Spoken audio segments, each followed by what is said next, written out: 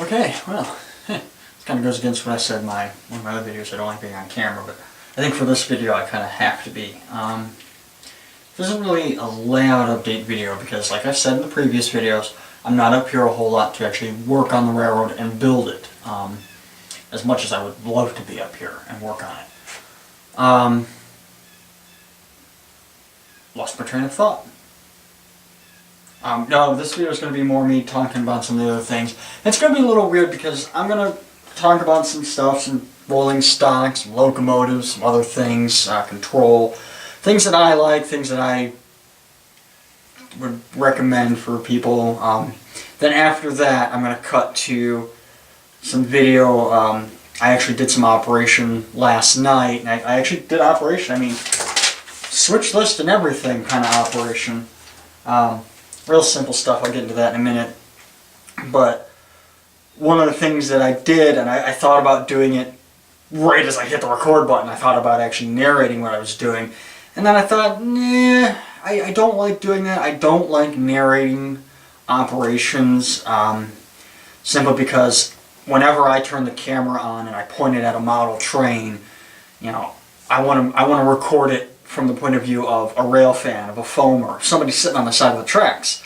So for the camera doesn't know what's going on. The viewer, you, don't know what's going on, just like what would happen if you actually went out rail fanning. I might change that up. There was actually one video series that I really like what these guys did. It was really clever. I recommend watching it if you can find it. It's on YouTube, called Rails Across America. That's actually something I've thought about doing, where we get a layout and follow a boxcar or a freight car across the layout as it does different moves and whatever. That's something that I've thought about doing, and when this layout ever gets finished, either here or wherever I move to, I'm definitely going to do something like that where we follow a local through its industries. But that's way off in the future. One of the things, though, I do want to talk about is rolling stock and everything.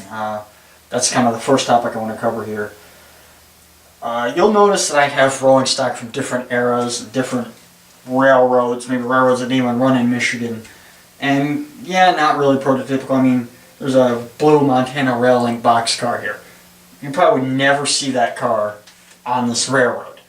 Why do I have it? I like it. It's a good car. The other thing is, if you know me from the trains community, you know that for a long time I did a whole lot of stuff with Montana Rail Link. So this is kind of like a little joke of my own, like, oh hey look, because people used to think I modeled Montana Rail Link. That's how big I was into that, and it's like, no, actually I don't. I model Michigan. But no, I do have a plan to eventually find an era to model. Most of these cars you would see in the 80s, at least that's what I've been informed, especially as Grand Trunk Auto Rack. I mean, 80s is kind of what I'm aiming for, but I'm going to do generally everything from about 70s to modern day. And when I do like modern equipment, I'm going to sit there and say, well, what would happen if all these auto plants that this railroad used to serve never shut down? I mean, Wixom Auto Plant, the Wixom, the Plymouth, can't remember the name of the plant. It was the Plymouth Auto Plant up there in Wixom. That's been torn down. They tore that whole building down. It's just a big empty lot now with tracks going around it. Buick City up in Flint, that's gone. That used to be a huge auto industry. You had AC Delco.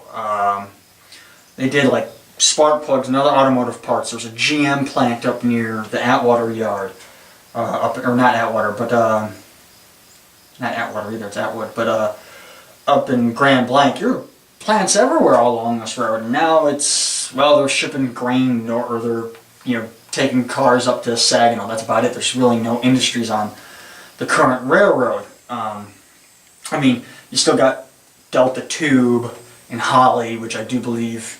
I don't know if they actually do service by rail, but they do have industry tracks there. I think they do car repairs there, but I know it is a rail served industry there. And anything north of pretty much Plymouth, there's nothing north of Plymouth anymore. So I do think Grand Blanc still gets some service. I'm not familiar with the industries up there. I've been told that they do switching up there. I'm still researching a lot of the stuff. But as I said in my previous video, I'm not going to go for operational, accuracy. I'm going for what is interesting. For me, it's fun to work the Northville industry over there, which has probably been gone for 50, 60 years. I put it in just because it's fun. It's a fun industry to work. It's only 2 cars. It's a little bit of a challenge, especially since you don't have one of the runaround tracks you need, but it's going to be a fun little industry. So, when going back to like the rolling stock and stuff, I'm going to try and get stuff that you would see on this railroad. I do have a CSX car, I do have a Dow Chemical car. You would see these 2 cars, this B&O car. You might see one of those rolling across the railroad. Chassis system box cars, I've seen those personally. The D&H car, I don't know about that. Definitely would see Grand Trunk, So, everything's plausible. When it comes to locomotives and stuff, I don't have any CSX units. I've got the Central Michigan unit, sitting here in the yard. I've got the DT&I unit over here, and you really haven't seen much of this, but I do have this Grand Trunk unit. The only unit of these 2 that would actually have ran, or of these 3 that would have ran on this railroad, is the Grand Trunk unit, and I'm trying to remember, it would actually only ever run up in Flint because it's, broke the handrail. CSX and then would interchange with Grand Trunk up in Flint. So when I actually get the railroad built, that's where that unit's going to go. The DT&I, if memory serves me right, and I don't want you to sit there and quote me, oh, well, he said this, so he must think this is right. No, there's a lot I don't know. So maybe the DT&I unit did run on this railroad. I don't know. So, I'm actually going to limit that to more of working on the southern end of the railroad. The Central Michigan unit, they didn't run on here. I need to get Lake State, but I like it. That's why I have it. And actually, the reason why I have the odd assortment of locomotives is I originally was not building the Saginaw sub. I was building just a freelance railroad at home, and then I started building this, and I was like, I'm looking at the track plan. I'm sitting there thinking, what can I build today here? And that's a good idea, and do it. So that's why I have a variety of locomotives. Now, in the video you'll see after this of actually running trains. I don't run the Grand Trunk unit. I wanted to, but I didn't. And the reason is I have to make a slight modification, and this is something I want you guys to focus on. If you're going to get into N scale, if you don't do N scale, if you're going to get into N scale, and you want to do DCC, and you go with Atlas, because all 3 of my locomotives that I have running are Atlas. These are good locomotives, good boxes, good everything on them. If you're going to go with them and you get the Digitrax decoders, now the locomotive is actually pretty simple to get the decoder in. You just have to wiggle the body off, and then there's 2 screws, one here that pop out. I might do a video later actually showing how to install one of these. And the decoder, it literally just sandwiches in there between, there's the decoder, between 2 pieces of metal, which are the body. Simple. The problem I've had with them is the decoder wiggles, because it has 4 little metal contacts. There's one here, one above it, one here, and then one above it, that actually connect the decoder to the body. And then there's 2 little metal tabs there in the middle. I don't know how well you can see it on the camera, which actually connect the motor to the decoder. And then the lights, the little LEDs that are right installed on there. I actually have to send this decoder back because one of them was bad. But that's how it gets its power to the decoder, and that's how it goes to the motor and everything.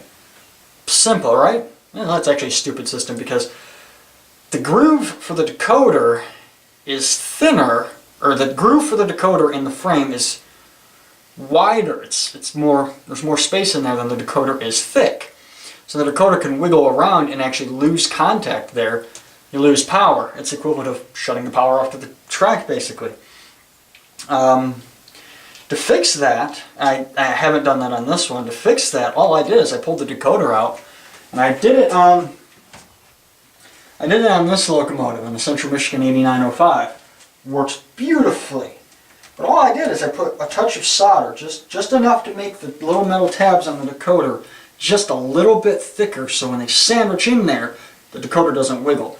If you're gonna go with Digitrax or any kind of DCC system, or decoders for Atlas N scale, I recommend doing something like that. You know, when you put the decoder in, check and make sure it's good and tight and doesn't wiggle. You also might want to actually put a touch of solder on top of those metal contacts going down to the motor. It helps prevent those from wiggling loose. I've done it on the Central Michigan unit. I haven't had the problem with the DT&I unit, although you can kind of see it on camera. I haven't had the problem with the DT&I unit. I might do it to that. I'm going to have to check. I definitely have to do it to this Grand Trunk unit. Because originally it was running fine, and then I realized it was running like crap, so I stopped running it because the light went out. Then I realized the U23, the Central Michigan unit, was doing that. I'm like, okay, something's going on here. I got to check it out, and I investigated it, and that's what I found to be the cause of the problem. Another thing you'll notice when you're watching the video, or one thing you'll notice while watching the video, is lots of stalls and stutters and a couple little minor derailments in the Railfanning video. And so yes, this is all still clearly very much a work in progress, but I want to be able to get trains moving, get trains running, and test early and figure out what works and what doesn't, because I already did the Northville job a couple times. I know what size cars I can have over there. I know how to work it. I know what changes I needed to make, and I already made those changes a while ago. To make that run better. So, test early, to find problems before they become unfixable. Something that was brought up in a comment on one of the other update videos. We're doing on time. Yeah, we're 12 minutes in. One of the things that was brought up in one of the other comments on one of the update videos, and I'm not upset about it or anything, just something I want to go a little more in depth on, because YouTube only lets you do so many letters in a comment, is Atlas snap switch machine things. These things that they attach to the side of the switch. And this actually isn't one for this switch, but that kind of switch machine right there that looks like crap because it's a big unrealistic piece of junk. They work. They work pretty well, but of course they are unrealistic. If you look at the layout, you can see that I have a bunch of them in place. I even put paint on them as if I was detailing them. And that's because I didn't remove them when I was putting the paint down. But the reason why I have them and not something more realistic like a ground throw or even an under the layout switch machine is I haven't gotten to that point yet. I have not gotten to the point where I've put those in. Now there are some places like this switch here, which you really can't see well in the video, and a couple of the yard switches, where all I've done, shoot spider, what's wrong with you,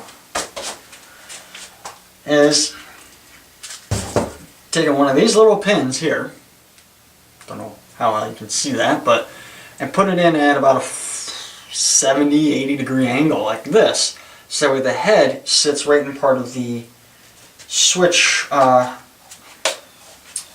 point lever. I can't think of the name of it now. I know all my switch terminology, but it all escapes me. I'm trying to go quick.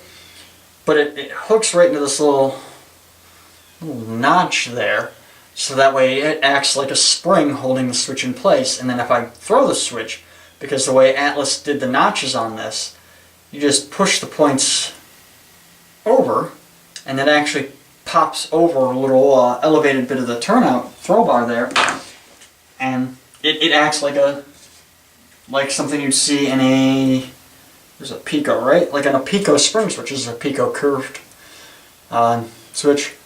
They have the little snaps where you just hit the throw bar and it snaps over. I actually have one of these on the layout. I have plans for this one. I just don't know where yet. I'm going to have plans for that one, but yeah, that's one thing that I wanted to address. I am going to. The reason why I have those is just because it was easier than trying to put a pin in every single one. Eventually, I am going to put in tortoise slow motion switch machines and switchets and other things to control them. And then in the yard, I'm going to have ground throws, little detail levers. I don't have enough of them yet to actually put them in the yard, and also because the yard might change. I might say, well, I need to replace this switch because I need to put a smaller switch here, or I might need to rework part of the yard. I don't want to have to recalibrate a whole little thing. I want to get the yard in, make sure it's going to run first, and then turn around and go, okay, well, it works, pop this off, pop that one on, we're good to go. So that's why I haven't really gotten into that too much. The one of the things I might have started to get onto earlier about the stalling and stuttering and derailments in the Railfanning video, which is coming after this, don't worry. If you want to skip forward ahead to it, go right ahead and you don't have to listen to me rant. But one of the things that I also did is, because I painted the track a couple weeks ago, I did the rust paint and everything on it. I've been cleaning the track, I haven't gotten all the paint off of everything yet, so a lot of spots are still dirty and need some work. So they stall out. It's mostly over switches because none of the frogs are powered, and the point rails are not clean enough. They're too small for me to really get in there and clean real good without a piece of sandpaper or good lacquer thinner soap rag. Which the only thing I have right now to clean track is rubbing alcohol at the moment. So, and there's that. Now in the operations, you'll notice that I start sorting out the cars, and I put them together Plymouth local, and then I kind of run another train back and forth. That's what you'll notice in the operations. Other things I wanted to mention. Oh, control. You've probably seen the pictures and stuff and whatnot.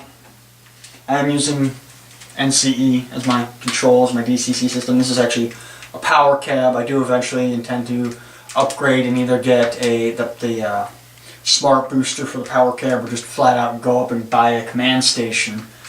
I use the power cab because I like NCE. I'm very familiar with this system. It does everything I want it to do.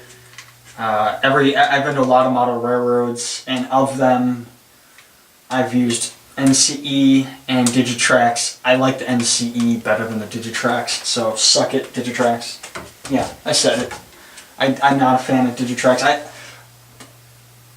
Not even the decoders. All I have are Digitrax decoders, and I've only had problems with them. I can never consist locomotives right. I've ranted on about that and other things. I'm not going to waste time doing that.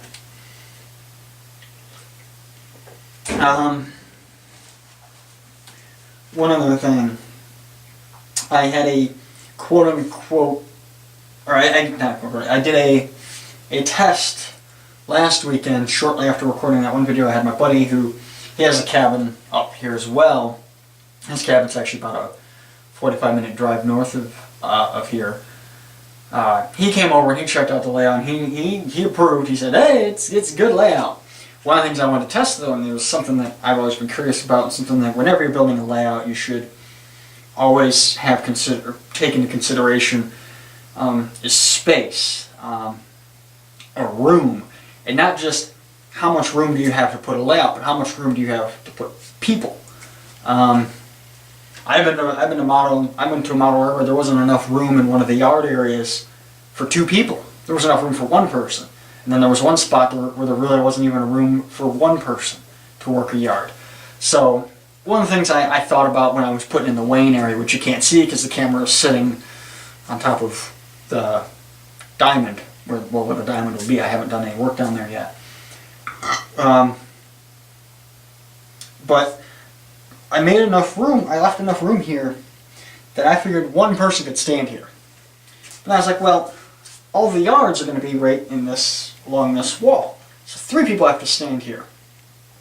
So that's why the layout isn't, 8 feet out from the wall, or not 8 feet, but like 4 feet out from the wall. It's only 2 feet wide. I want enough room that even somebody short or young, like younger brother or whatever, could just reach across and grab something. I also didn't want to fill the shed to the point where you had to crawl under. Don't get me wrong, I mean, duck unders and nod unders and stuff like that are cool. I'm not a fan of them personally. I think it's an inconvenience if I have to duck to get under your layout. Just my personal feelings. If I go to your layout and you have one, cool, I don't care. if I'm building a layout, I'm going to try and avoid them.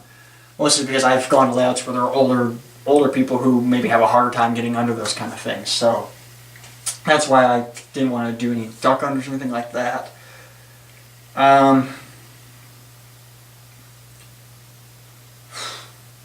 Keep losing my train of thought. Should do like what other people do and actually write out what I want to say. There's a lot of people on YouTube who do videos like this where they talk to the camera and then they show other stuff off. Eric Siegel. Can't think of the other guy. He's got a really cool UPHO scale layout. There's a bunch of others that I've watched on YouTube. You know, people who I look at their layouts and go, "Damn, that's awesome." But no, they do stuff like that, and I should probably do that if I'm going to do more videos like this. What other topics did I want to discuss? Oh, electrical wiring and stuff for the layout. I have a plan in mind. One of the things that I've noticed on different layouts, I went to one where there was absolutely no electrical isolation whatsoever. Somebody, 20 layout miles down the line, at the other end of the rail yard, derails and short circuits, the whole railroad shuts down. That's a big inconvenience, especially when in the middle of switching. And if it's just one person, like if it was just me doing it and I derailed and short-circuited here and shut down the whole railroad, it's just me. Only I get affected by it. This was a layout that's open to the public.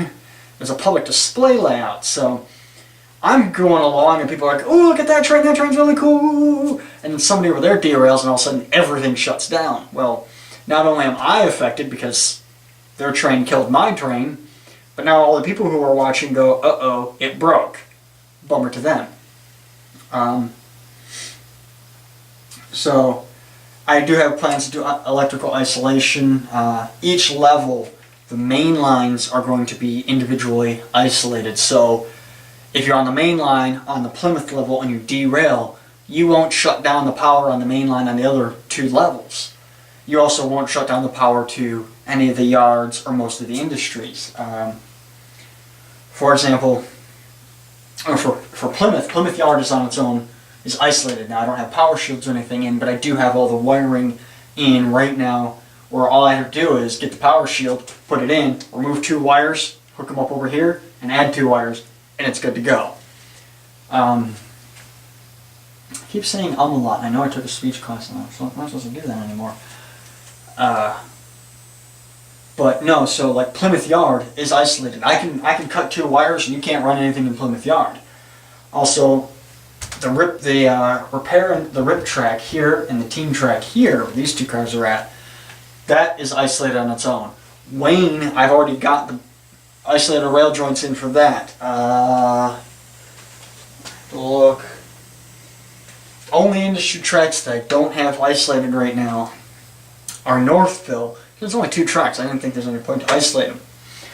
So, and the reason why I'm talking about some of this stuff is because there's what I know about railroading, about model railroading. There's what other people know, and part of the coolness, what I think makes this hobby interesting is the fact that there might be something I know that you don't know, or something you know that I don't know.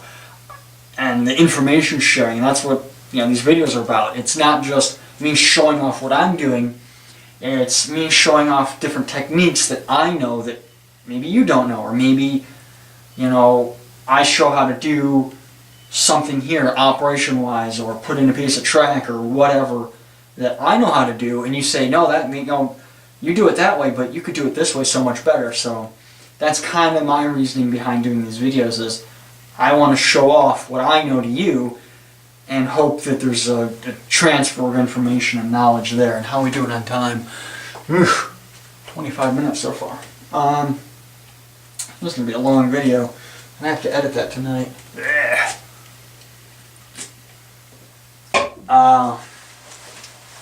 Is there anything else that I want to discuss? And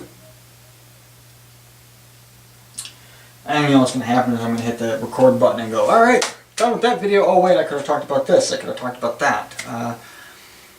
If I've got a lot of ideas for different videos, and one of the things I want to think about, one of the things I'm going to do if and when I move, when I start building the new layout, is I'm going to do more of a scheduled video series on it, where Monday or like Thursday I'll record the video and I'll have it up by Friday, and it'll be more structured, unlike these other videos which have kind of been, hey, let's do this. Yeah, I'm spastic sometimes. I mean, I've got a lot of ideas. Now, you've heard me say it in the other video, you've heard me say it several times in this video, that there's a good possibility I'll be moving. And I want to talk about that real quick. When I say real possibility, it's like a 95% chance that I'm going to be moving. Before you all get, like I said in the other video, before you say, oh, but this layout looks good, I've already been told that where I'll be moving, I'll have an area twice the size to build even more layout. And if I don't, well, then somebody's getting hurt. So I'd be able to actually build a lot more layout where I'll be moving to. And then, as I said in the other video, I'll still be coming back here, but this layout, all this track and everything will be moving with me. The foam, of course, won't, because I can't take that with me, unless I get in the U-Haul truck. But what will happen is I'll probably end up building an HO scale layout or something here, and I even got an idea to try and drag my younger brother into this hobby. I think he would enjoy it because he likes building things, so if I can get him introduced into it, then I could build him something here that he could have fun with, and he could continue building it. The only problem is I'm not too fond of parting with most of my HO scale equipment. Don't think of that as an ad for Pepsi. I'm just thirsty, and that's what I have when I talk. I get thirsty. What else did I want to go on about?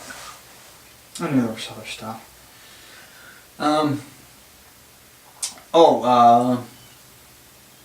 Moving. If I moved, one of the cool things I thought about that I might do with the layout is build it semi-modular. Now, I found a modular club where I'll be moving to. They do they do one track, which is modular railroading, but instead of, it's 4 tracks wide, it's 1 track. They just have single mainline track, not 3. One of the things I thought of that I always wanted to do was build a regular layout that had, maybe one part of it that was a removable module that could be taken to shows and stuff. So I've been brainstorming some ideas, and I've got a couple of things scratched down on paper for actually building what you see here as a semi-modular setup. So a portion of it, like Plymouth or Wayne or Northville or something, could be removed and taken to a show. And yes. Cool Lake Bar. Okay, good. In a few minutes, recording a video. Guess I'm going to a bar. I'm not actually going to go drink, but memory's getting full. So I guess this video is going to be cut short right there. Once again, thanks for watching the video, guys. I'm actually going to edit this a lot, so thanks for watching. Don't forget to check out the Facebook page. I do try and get more information and stuff there. And if you have any questions, leave them comment in the video or hit up on the Facebook. So yeah, later.